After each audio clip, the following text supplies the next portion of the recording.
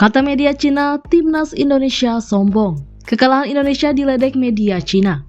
Skuad Garuda dinilai terlalu sombong sehingga berakhir tumbang. Indonesia menelan kekalahan pertamanya di grup C babak ketiga kualifikasi Piala Dunia 2026 zona Asia. Tim asuhan Sinteyong itu kalah 1-2 dari Cina di Qingdao Youth Football Stadium Selasa 15 Oktober 2024. Diprediksi bisa meraih 3 poin, Indonesia malah apes melawan Cina. Di babak pertama, gawang Martin Paes 2 kali dibobol oleh Behram Abduweli dan Zhang Yuni. Indonesia yang mendominasi penguasaan bola cuma mampu membalas 1 gol lewat Tom Haye di menit ke-86. Hasil yang diraih Indonesia itu kemudian disindir media Cina.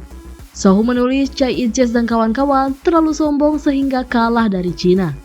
Tim nasional sepak bola menang hanya karena lawannya terlalu sombong. Ivan Bao lebih beruntung daripada mampu, tulis judul Sohu. Kemudian di badan beritanya, Sohu juga menyoroti taktik Indonesia. Selain itu, mentalitas arogan Indonesia dinilai menjadi bumerang ke tim sendiri. Pilihan taktik menyerang tim Indonesia menjadi satu-satunya kegagalan dalam pertandingan ini. Saat mereka menyerang, pertahanan mereka tidak kompak dan tidak bisa menjaga kedua tim. Pelatih Sinteyong ingin mengalahkan tim Tiongkok sekaligus. 3 laga tersebut terlalu banyak memberikan kesan salah pada tim Indonesia dan memberikan mentalitas arogan pada para pemain Indonesia. Fakta membuktikan bahwa arogansi akan berujung pada kekalahan, tulis Sohu. Hasil ini membuat Indonesia tertahan di peringkat 5 klasemen grup C dengan 3 poin. Cina mengekor di posisi juru kunci dengan 3 poin juga, namun kalah selisih gol.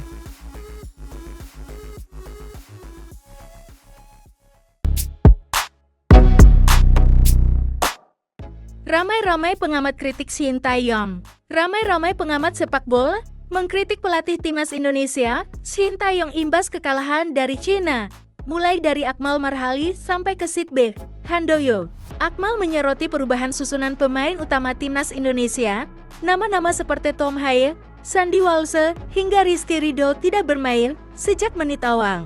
Cukup blunder rotasi 4 pemain yang dilakukan pelatih Sinteyong melawan Cina ini ketimbang saat melawan Bahrain, ujar Akmal. Yang cukup fatal dan mengejutkan adalah dicadangkannya Tom Haye. Posisinya digantikan Nathan Chual. Ini mengurangi daya dobrak timnas Indonesia, padahal di Cina bermain biasa saja. Katanya menambahkan, setali 3 uang dengan Akmal, Kesit juga mempertanyakan keputusan Sinteyong mengubah starting 11-nya ketika melawan Cina dari kontra Bahrain. Sain Paktinama bisa menjadi starter. Ada ketidakjelasan di Sinteyong mengapa selalu merombak susunan pemain seperti malam ini. Seperti Sain Paktinama yang tiba-tiba muncul, tutur Kesit. Padahal, waktu timnas Indonesia melawan Bahrain sudah oke, hanya minus Jordi Amat karena cedera. Saya nilai, Sinteyong terlalu berani ubah komposisi pemain yang tidak terlalu penting, imbuhnya.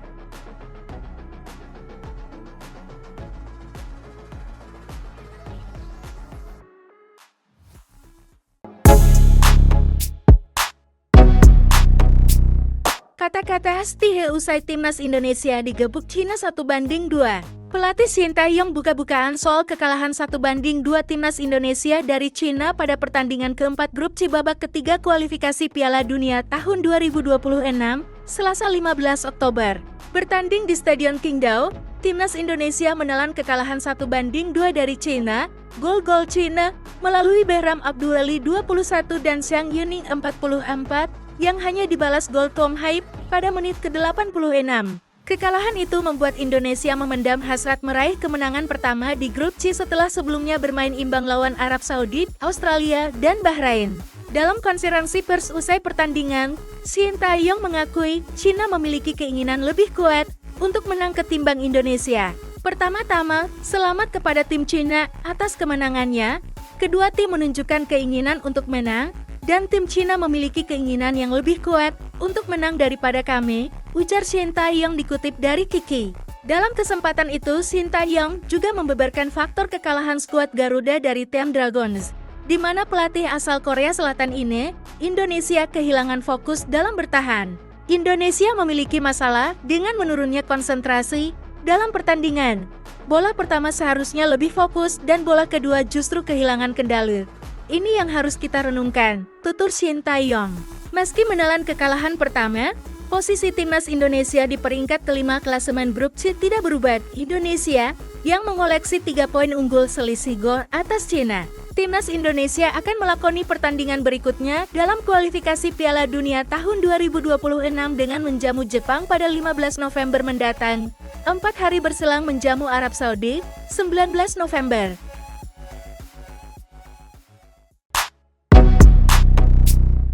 Asnawi Mangkualam jadi trending topik. Asnawi Mangkualam menjadi trending topik, khususnya di platform media sosial 10.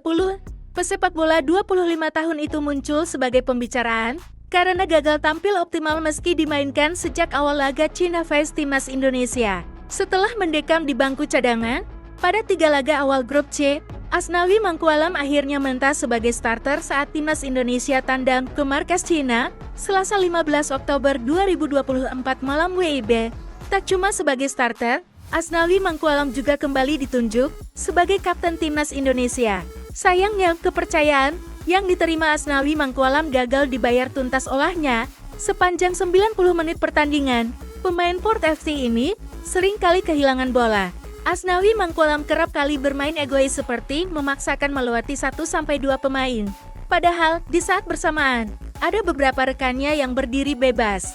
Dari segi bertahan, ex-pemain PSM Makassar ini juga tidak tampil baik. Ia membuat jarak yang sangat jauh dengan bek tengan sebelah kanan milik Timnas Indonesia, Mees Hilgers. Akibatnya, Mees Hilgers kerap minim dukungan saat Timnas Indonesia terkena serangan balik cepat dari Cina. Gol kedua yang dicetak Zhang Yuning pada menit 44 merupakan efek dari jauhnya jarak antara Mees Hilgers dan Asnawi Mangkualam. Asnawi wajib diganti sih sama STY, terlalu memaksa dan egois padahal banyak ruang kosong dari pemain timnas, tulis akun @SAtriaGGN. Lihat Asnawi malah di situ lebar banget. Harusnya bisa lebih rapat biar Mees Hilgers cover striker Cina lebih dekat. Sambung akun @LIVRMARTLS membahas proses gol kedua timnas Cina.